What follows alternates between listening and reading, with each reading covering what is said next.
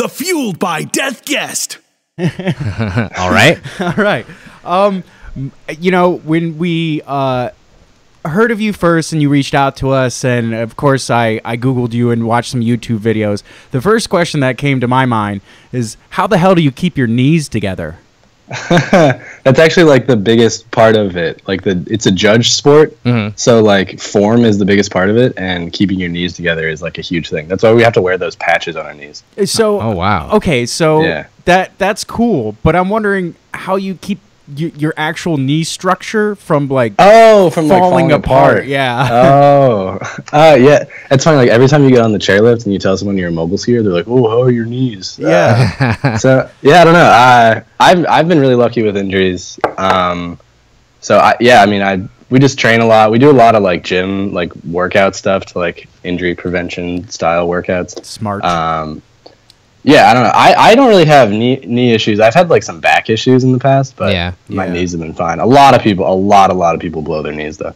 So for the layman who's out there listening to this podcast, can you explain a little bit what actual mogul freestyle skiing is, the sport that you do?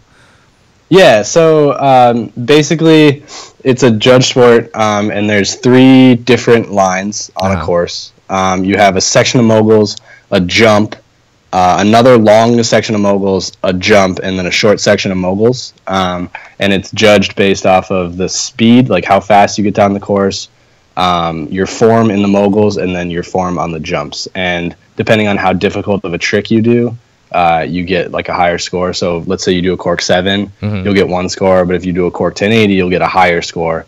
And you have to do a different trick on both jumps. Oh my gosh! Interesting. So what's most important for winning a competition like that? Is it getting past the finish line first? Is it doing the gnarliest backflip, or is it riding through those moguls as smooth as you can? Or I mean, it's hard to say like one is more important than the others, because it's pretty much whoever wins like did all 3 the best. I would have to say that usually the like moguls is the most important. It's like the way that it's judged is it's 60 points are awarded for moguls, and then 20 points are awarded for jumping, and 20 points are awarded for speed. And speed is the only non-judged aspect, obviously. So it's not really being awarded, but it's like out of 20. I don't know. It's really hard to say. The Canadians right now are the best, and they're definitely the best at jumping. So interesting. It's kind of just like an overall impression thing. I don't know. Crazy. So how did you get into skiing? Like, what got you into skiing in the first place? Well, I'm from Vail, Colorado. So there you go. I live at a ski resort. And I mean, I went to a school where like starting when I was in kindergarten, every Friday we took the day off and went skiing, and it was just like a big part of my life. My dad taught me how to ski, so crazy. It's just kind of what you did. How did you transition from kind of liking it as a kid to wanting to compete? Because like living in Vail, if you want to be an athlete, you can't really like if you want to take it to a high level, you can't really like play football or like play soccer, because the teams just aren't very good. Yeah. Like I played all those sports, but I wanted to like be really good at something, so I had to choose skiing. And I mean, not that I wouldn't have already. It's like the most fun thing ever, but it's kind of out of circumstance. That's awesome. Yeah. So now you have been competing for a while, and I want to officially congratulate you. You were actually the dual national champion of Mogul. Did I read that right?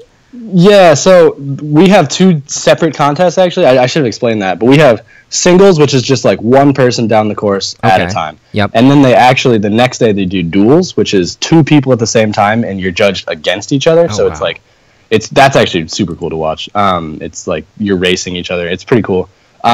So I won both singles and duels at nationals. So I won both. Congratulations, man. That's awesome. Thanks. Yeah, it was cool. Would you say there's a lot more pressure in the duels just because you're like right next to somebody just trying to kick their ass? I mean, does that make it tougher?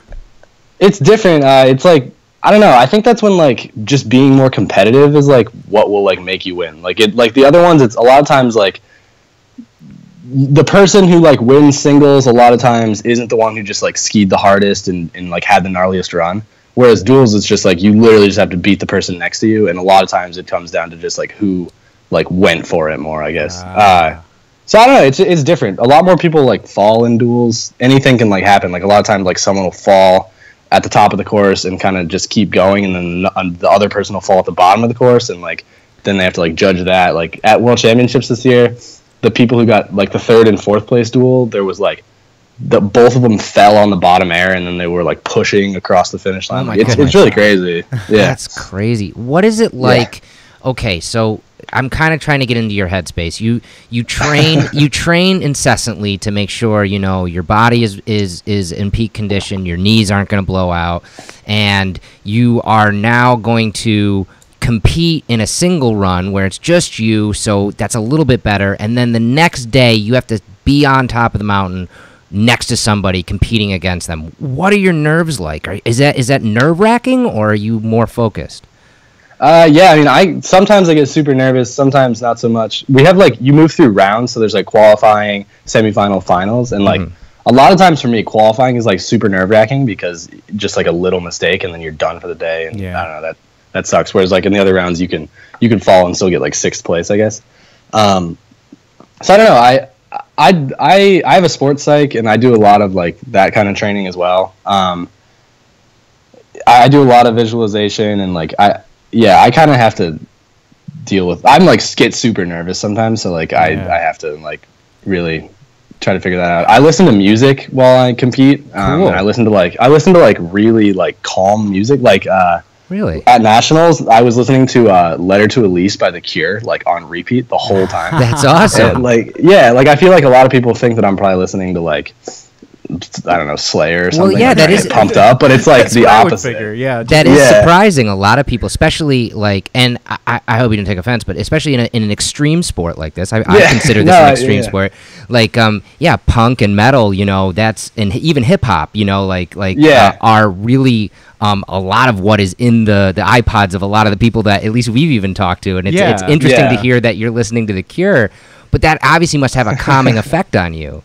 Yeah, that's because like I need to like focus in the gate. I'm already super pumped up, and like I don't need to get pumped up. And like I love punk rock. Like my favorite band is Jawbreaker, and so like awesome. I've tried to listen to them when I'm skiing, but I just like I can't do it. Like I get too pumped up and I can't think and blow yourself out. Yeah, exactly. Yeah, intense. Yeah, I feel like that's how I end up getting with competition. I'm already there. I don't need to get pumped up. Exactly. I'm already just like running on all cylinders. In fact, I'll wear myself out if I'm not careful. Same thing with like playing rock shows. If I'm excited all day about the show that's about to happen, by the time the show happens, I'm out of juice. Right. And it's like, I should have reserved all that awesome energy for, the stage or something. Yeah. Totally. That's awesome. So you are now a national champion, and I mean, what's obviously on the horizon for everybody in winter sports is the upcoming Olympics. Can you talk a little bit about what the road to the Olympics might be? I mean, you're obviously vying for the team, correct? Yeah. So ideally they would send 3 guys, 3 girls. There might be like 4 girls, 2 guys, 4 guys, right, 2 right. girls. Who knows? It's really. 6 total is what it is. Yeah. Okay. But there's basically like 11 people, 11 guys, 11 girls who have a chance to make that team. Oh wow. And it's based off of the early season World Cups, so there'll be 7 contests before they choose the Olympic team. And I might not get to go to all of them. I might not get to go to any of them, but like chances are I'll probably be at most of them. When do they happen? They start in December. Oh, okay, cool. Yeah. Where's that? And then, let's see, they're in Norway, and then a couple in Canada. I think there might be one in China, and then one there's a 2-day contest in the U.S., in Utah. Wow. Yeah. So you do a lot of world travel in this sport. Yeah, we travel a bunch. That's incredible. So you have like a whole team that you train with, and I mean, technically you're competing against them, right? When it comes down to the Olympics. Yeah, that's the thing. It's like it's an individual sport, but we travel as a team. Like there's a U.S. team, so there's like 11 dudes and 11 girls who we travel around with. Yeah, it's super fun. Like that's like my favorite part of it, honestly. Is just the travel and like. How do you feel about like competition between team members? Is there a lot of shit talking or? Yeah, definitely. Most of it's friendly. And I mean, I don't know. Yeah, like my best friends are on the team, so like I want to see them do well, and I hope they want to see me do well. There's a lot of shit talking there, and like I don't know. It's super fun. I love that part. That's awesome. How do you? I know the answer to this question, but how do you think your chances are? You think you got a shot? I think right now, for like most people would consider me on the outside looking in, but I mean, I don't know, anything can happen. And the thing is that like in the past, the dudes who've like kind of come out of nowhere have always done the best at the Olympics. Like Travis Mayer, like won like really randomly, like won a contest to get him in, and then he was like 20 and had nothing to lose, so he skied really well and crushed it and got second, and then that's happened with like multiple times. Like random people have gotten in and done really well. So I don't know. Yeah, I'm super stoked about it. I'm just like really excited to see what happens. Yeah. I think you said a key word there. Nothing to lose. Do you think that helps? Yeah. Oh, totally. Yeah, and I think that like that's like kind of I kind of have that rep as like the way that I ski is like I'm not trying to. I don't really like. It's hard to explain, but like a lot of people are just. It seems, and this is not me trying to shit talk people, but it seems like a lot of people.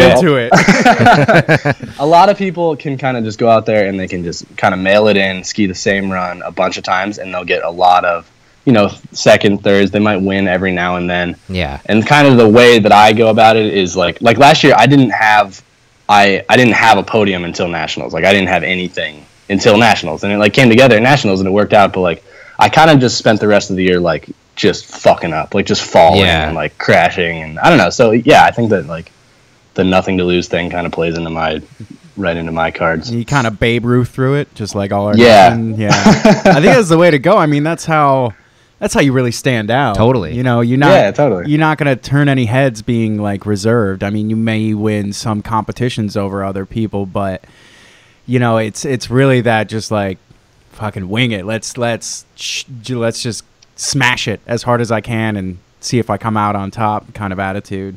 Yeah, exactly. And I want to do runs that I think are like cool. Like I want to like make things that like look cool and like I'm proud of. That's awesome. I don't know. Do you have you've done a lot of traveling, you've obviously skied a lot of different mountains. Do you have a favorite place to ski outside of being in Vail, obviously? Yeah, I have to say Vail, I guess. I think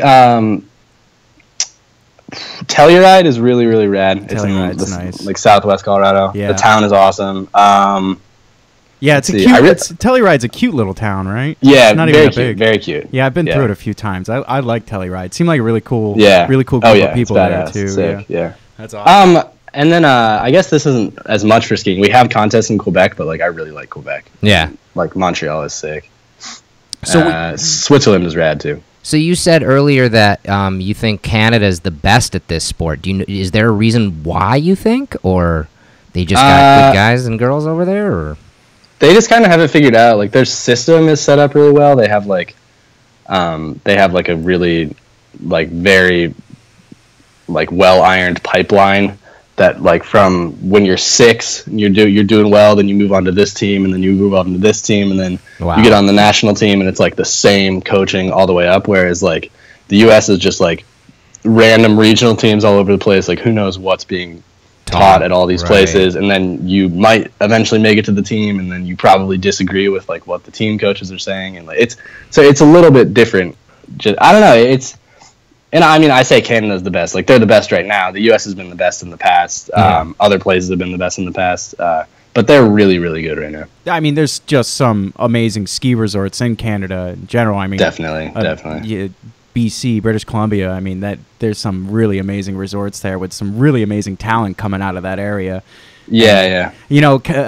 Canada to skiing at this point is almost like Russians to ice hockey. It seems true. Like it. They've been smashing at it and concentrating at it for so long. It's like their sport. But I mean, like you said, same thing goes with the U.S. We have a pretty good focus on winter sports when it comes to skiing. And totally. Always have a really awesome Olympic team as far as the skiing sections go.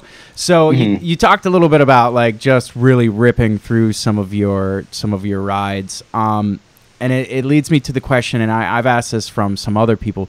If you were to pick one, what's most important when it comes to competing, intelligence or confidence? Confidence, for sure. I think intelligence actually goes against you.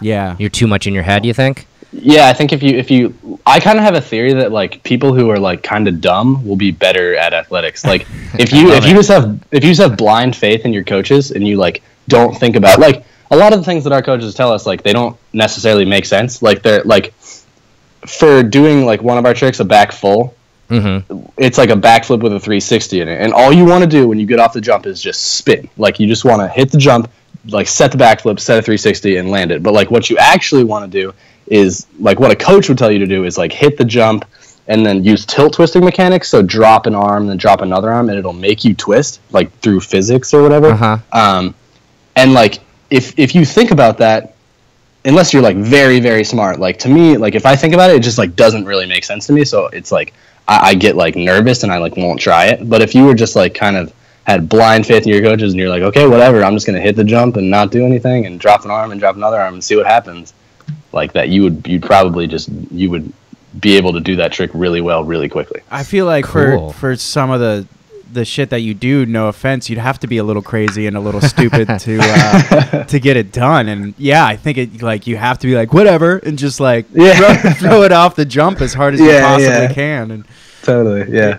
And you know, in my snowboarding years, I found out like the guys who would really throw like the biggest tricks were always like kind of the dumber guys, but but you know, there's advantages to everything, I suppose. yeah, for sure. Have you gotten really hurt in the sport?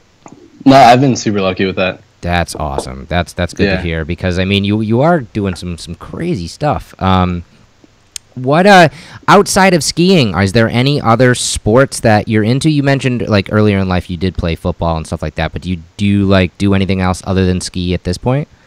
I mean, at this point, I didn't actually play football. Just okay. Like, when I was younger, I played like every sport except football. Okay. Outside of skiing, I'm not like, I mean, I don't know. We just spend so much time in like we spend a bunch of time in the gym, right? And then I don't know.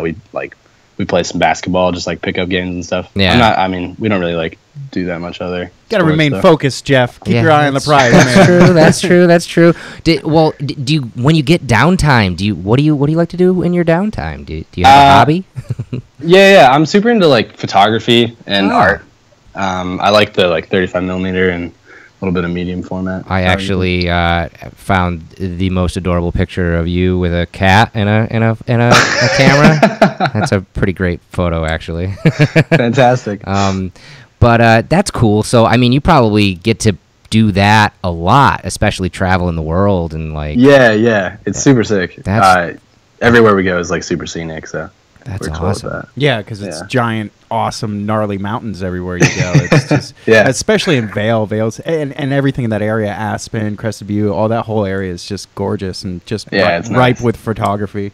So, yeah, absolutely. So let's say you kick ass and you do make the Olympic team this year. What are your thoughts on where the Olympics are this year in South Korea? Yeah, it's kind of crazy. I guess that. Like, they've had a test event in South Korea, and it was, like, apparently, like, the raddest course ever. Oh, really? Yeah, it was, like, super sick. It looked sick. So that's cool. I don't know. I've never been to Asia, so I've never really been to that part of the world, but I'd really like to go there. It seems super, super badass. Well, you said one of the qualifying competitions is in China. Are you going to that one? I mean, maybe. Who knows? Who really knows? How do you get, like, the funds to do all this traveling? Is that from like sponsors or is that I mean, sponsors help. A lot of people like kind of just do like the GoFundMe route, like that's part of it, kind of just trying to figure out ways to pay for things. Yeah, because that can't be cheap, just traveling all over the world and throwing yourself out jumps all the time. No. Yeah. Do you have like a fallback favorite trick? I really like the cork 7. It's a fun trick. So explain what a cork 7 is. It's an off-axis 720 with a position, so it's just like a 720, like to the side kind of. Yeah. So that's like your go-to if you're just gonna go off a jump and throw something out there. Yeah, I mean it's just like the most fun trick. It feels really cool. Is there a trick that has eluded you up until this point? I can't do a double full, which is like a backflip with a 720 in it. It's like I can't do it at all. Yeah. It sounds crazy. No, I'm just trying to imagine it.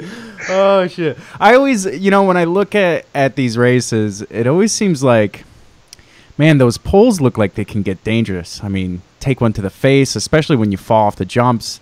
I mean, are they necessary in the mogul competitions? Yeah, well, I mean, I'm sure someone could figure out how to do it without them, but they're like for timing, kind of like they just like set up your turn, and then I think you're required to have them actually. So yeah, I guess they are necessary. You ever see anybody take one to the face? Yeah, I've actually one time when I was like really young, I landed and like planted my pole, and then it just hit me like straight in the sternum. Oh, it hurts so bad. Oh man, Yeah, that hurts just thinking about it. Yeah. Oh man, oh freaking. Do you?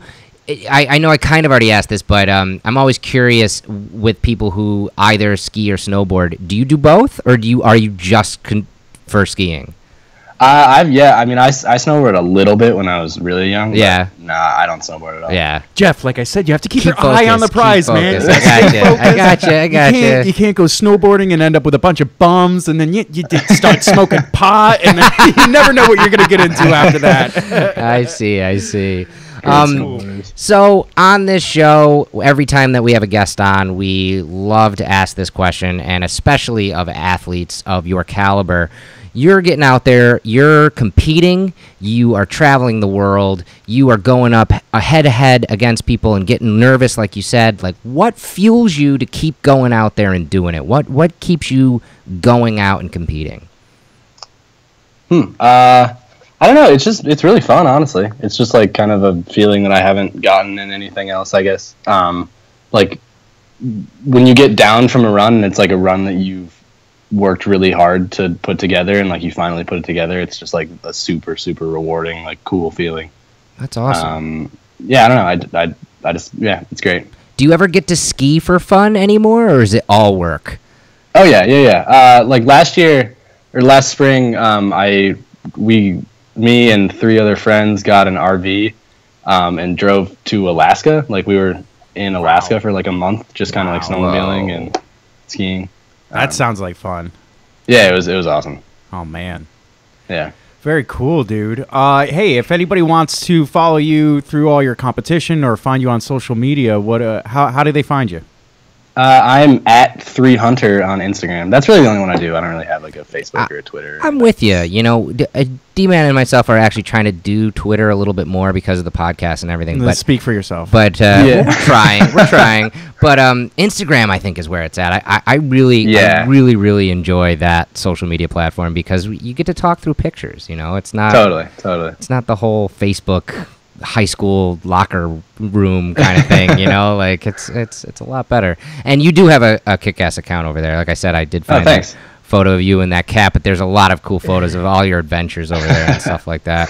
Thank you. And just finally, so we can kind of hammer that home, in December is when trials begin, correct? For the next competition that you might be in? Yeah, there's not like a set like other sports, like gymnastics has like the Olympic trials. Like we don't have that, but it's just that's when the early season World Cups start, and that's when we'll be able to qualify. Oh, okay. So it's not like you have to do World Cup and then do Olympic trials. Your Olympic trials are actually how you fare in the World Cup. Exactly. Okay. And will this be the first time that you've competed in the World Cup? Yeah. Yeah. Awesome. I did one World Cup last year, but it was kind of like everyone else got injured, and they were like, "Hey, you want to do this?" Well, it's good to like kind of dip your toes in and get an idea of how competition's going to be when now that the stakes are high, you can you kind of know what you're getting into now. Yeah, totally. Cool, man. Awesome. Well, thank you so much for taking time to talk to us. It was really cool to hear about the world that you live in, and we're pulling for everybody on the USA team, and whether you make it to the Olympics or not, we hope you guys have a wonderful year. But we know you're going to be there. I can just feel it. I can just feel it. Yeah. You're going to be in the Olympics. You're going to win super gold. It's going to be amazing. You've been touched by the Fueled by Death cast. You can't lose now. Yeah. Exactly. Yeah. No, exactly. We're going to get it. Awesome. Well, we'll be cheering you on the whole way, man. So keep training hard and kick some ass out there, dude. Thank you. Yeah, man. Thank you. This has been Fueled by Deathcast, a Death Wish Coffee Company podcast production. Thanks for listening.